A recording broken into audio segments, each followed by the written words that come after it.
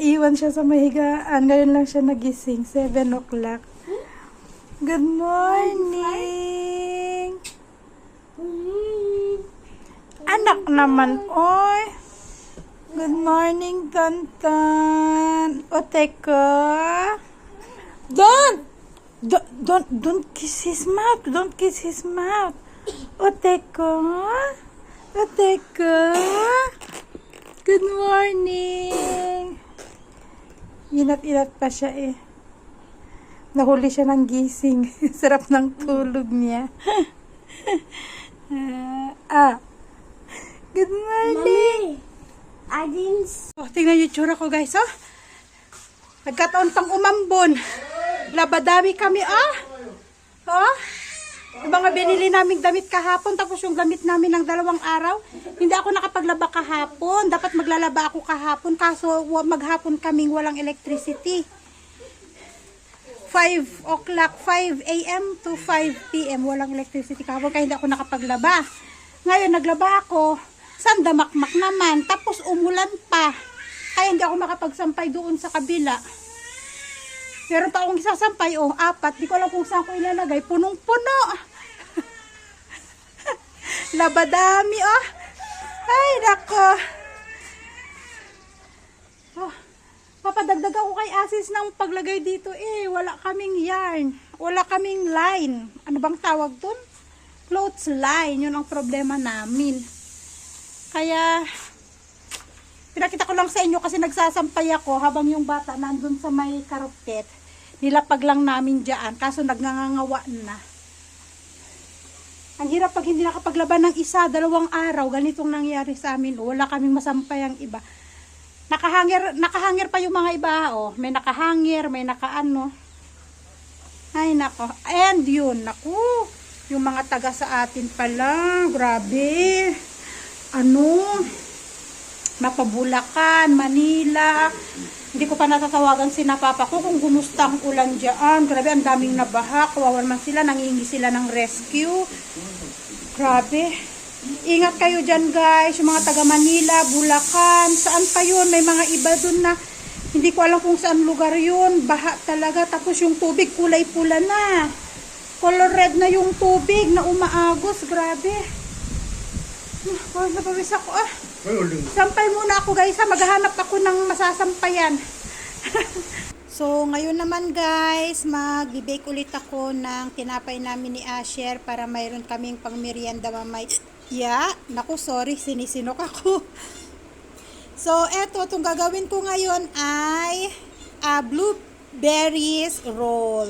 Hindi ako makagawa ng cinnamon roll kasi nga naghanap kami ng pang-ingredients nung namalengke kami pero hindi talaga ako makahanap tulad ng brown sugar at hindi ko alam kung pwede ang white sugar sa cinnamon. Wala din kaming cream cheese para ipapang toppings sana sa ibabaw ng cinnamon. So, blueberries na lang since meron naman kaming nabili dyan na blueberries na palaman nung nakaraan. At ito palang ginamit ko ay 2 and 1/2 cup all-purpose flour.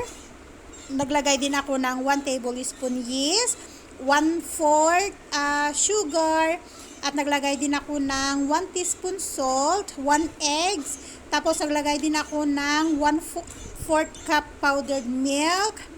Ano pa nakalimutan ko? Naglagay din ako ng eggs and syempre 1/2 cup na tubig. Naglagay din pala ako ng 2 tablespoon na butter. So, ayan yung ating ingredients para sa gagawin nating blueberries roll. Cinnamon tuloy na banggit ko. Blueberries roll tayo ngayon. So, bento-bento lang to guys. Bento-bento no.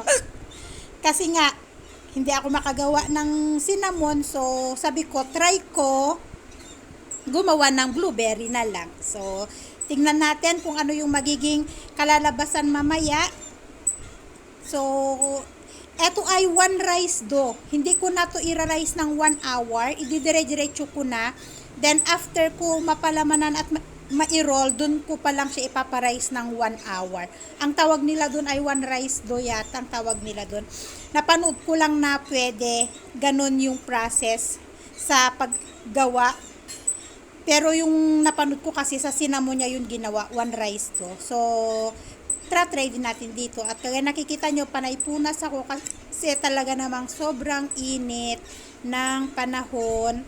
Napakasikat ng araw. Ito na yung ating blueberry. Ayan, papalamanan na natin. Kaya nakita nyo, flinat ko na yung ating dough. Tapos palalamanan natin ng blueberries. Konti lang, hindi natin pupunuin, konti lang para dumikit ba. Yan. So, syempre, spread din natin kagaya sa paggawa pa rin ng cinnamon. Style pa rin naman ang paggawa ng cinnamon, kaya nga lang, iba lang yung nilagay natin. Hindi siya cinnamon brown sugar, ganun, kundi yan nga, blueberries nga. So, sana magiging okay ang kalalabasan nito guys, kasi first time, alam nyo naman, hindi naman natin, kapag tayo ay nagbe-bake, lalo kapag first time gumawa, hindi naman natin talaga agad mape-perfect. Medyo minsan, may palpak, minsan, hindi maganda yung kalalabasan, ganyan. So, trial and error lang tayo sa pagbe-bake. Since nagpa-practice naman tayo sa pagbe-bake, hindi naman tayo expert, practice. At saka isa pa, pangkain lang naman natin to dito sa bahay, kaya okay lang, no?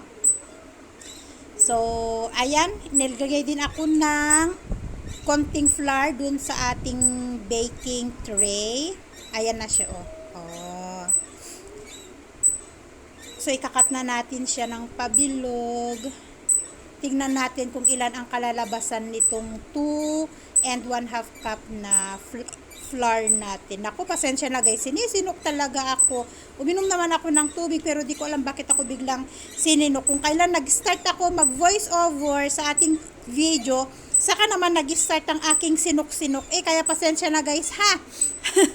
So, ayan. So, see you in 1 hour guys.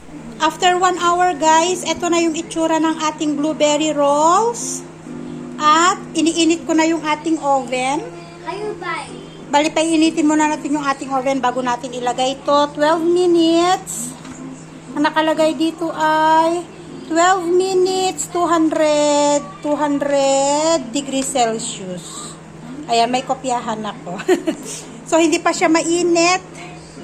Then, sasalang natin to. Anak ko So, ito na yung ating blueberry rolls. Blueberry ang ginawa ko kasi wala naman akong pang toppings. Pag gagawa ko ng cinnamon, wala kaming cream cheese. Kaya, ito. Oh. Hello. So, ito na lang yung ginawa ko. Blueberry at gutom na tong isa. So, ayan yung ating blueberry. Gutom na daw tong alaga ko. Sarap. Tama lang yung tamis niya. Kasi konti lang yung nilagay ko. Saka lambot ng tinapay.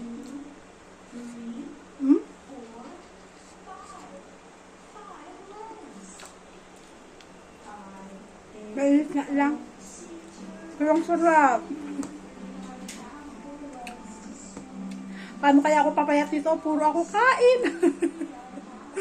Nagugutom kasi ako palagi. Ang lakas kasi dumede ni Tonton. Didede, magkabila. Didighay, didede na naman. Kaya ako, nagugutom din ako palagi. Lakas niya kasing dumede. Kaya yan. Pero nagrereklamo ko sa katawan ko na ang laki ko. Paano nga naman kasi akong papayat kung panig na kukain?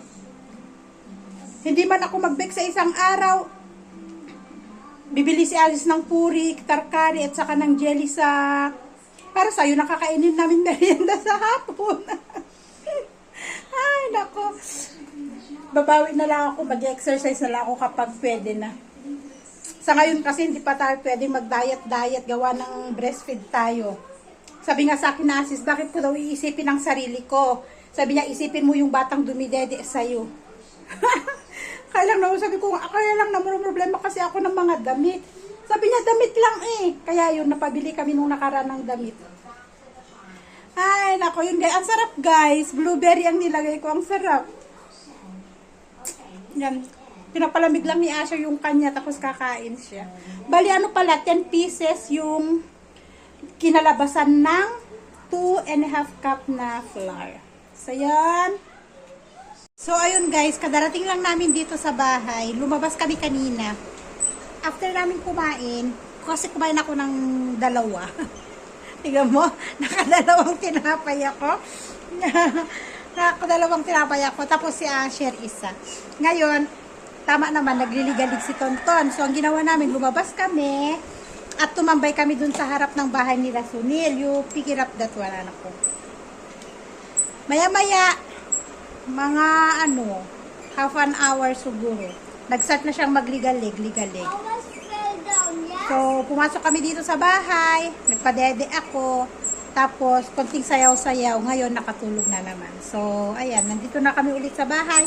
At nagpapatulog na naman ako kay Tonton. Pero pag gising-gising siya. Hindi ganun kalalim ang tulog niya. At syempre, i-end ko na rin ang ating video for today. Thank you again for watching everyone. Thank you sa palaging suporta guys. At sa lahat ng ating mga kababayan sa atin, Mapabulacan, Maynila, Laguna, kung saan man naabutan ng baha. Ayan, Maynila, Marikina. Basta ang dami. Hindi ko alam yung mga ibang lugar. Kung ano yan, pero napapanood ko sa Facebook. Ingat po tayong palagi. God bless us all everyone. Bye and see you in our next vlog.